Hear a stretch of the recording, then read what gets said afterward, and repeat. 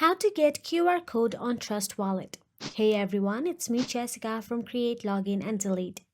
To obtain your Trust Wallet QR code for receiving cryptocurrency, follow these simple steps. First of all, launch the Trust Wallet app on your mobile device and make sure that you are logged into your Trust Wallet account.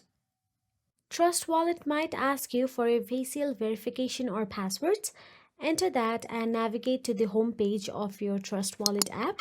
Make sure that you are on the home page. Now inside the home page, tap on the receive button available there. Once you tap on the receive, all you have to do is from the wallet screen, scroll down and tap on the specific cryptocurrency you wish to receive. Then a screen will display your wallet address along with a corresponding QR code. Now you can simply share this and send your QR code via email, messaging app or other platforms. So that is it. If you found this video helpful, please like, share and subscribe, and thank you so much for watching.